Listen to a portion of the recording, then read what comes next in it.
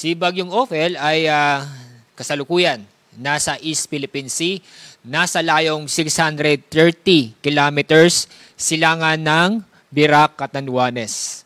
Ang lakas ng hangin ng taglay nito ay umaabot sa 110 kilometers per hour at ang pagbugso na umaabot sa 135 kilometers per hour. Mabilis ang kanyang pagkilos, nasa 25 kilometers per hour. Sa track at intensity ng forecast o track at intensity forecast ng Bagyong Ophel, na ang general direction nito ay northwest o hilagang kanluran at maaaring tumama sa northern Luzon. Inyo mapapansin sa kanyang intensity na inaasang lalakas ang bagyo na maaaring umabot sa typhoon category.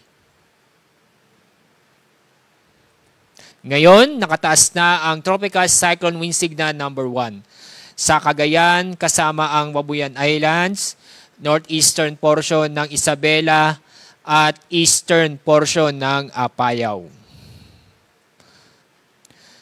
At sa pag-ulan naman, pag-ulan dahil sa bagyo, inaasahan na simula ng bukas ng gabi ay magsisimula na po o magkakaroon ng mga matitindi o malalakas na pag-ulan dahil sa bagyo.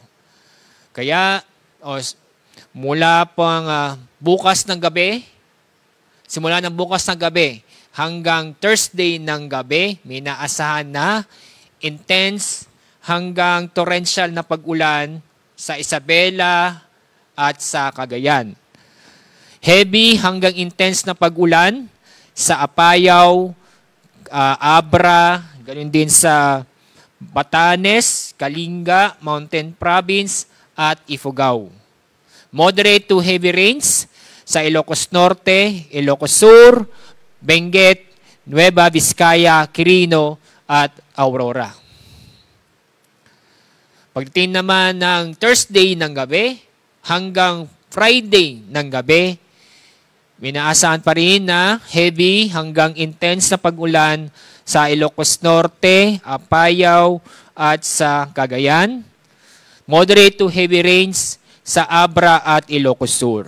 Dahil dito ay pinapaalala o pinapayuhan po namin kayo, lalo po sa mga lugar na makakaranas ng matitindi o malalakas na pag-ulan, ay patuloy pa rin tayong makipagtulungan o makipag-ugnayan sa local government official at alamin ang ligtas na lugar o evacuation center.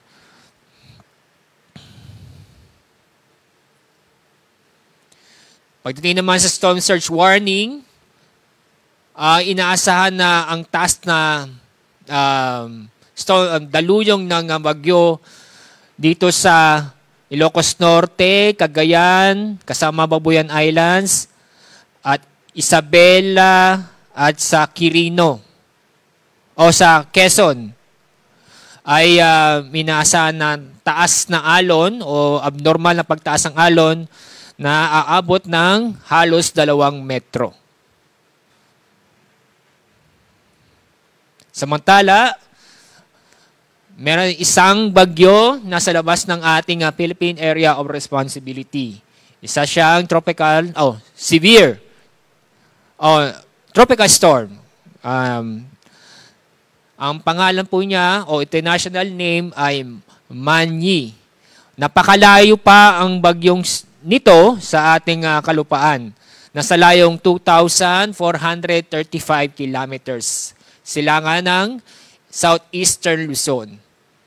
Ang lakas ng hangin ito ay nasa 75 kilometers per hour at ang paggalaw nito ay southwestward, nasa 20 kilometers per hour. So yung papansin na bukod kay Ophel, ato naman si Nika ay nasa labas ng PAR, may isang bagyo na ating binabantayan. So paalala po at pinapahuna po namin na patuloy tayo maging antabay sa aming pinapalabas na update, lalo na po ang Tropical Cyclone Bulletin patungkol sa mga bagyo.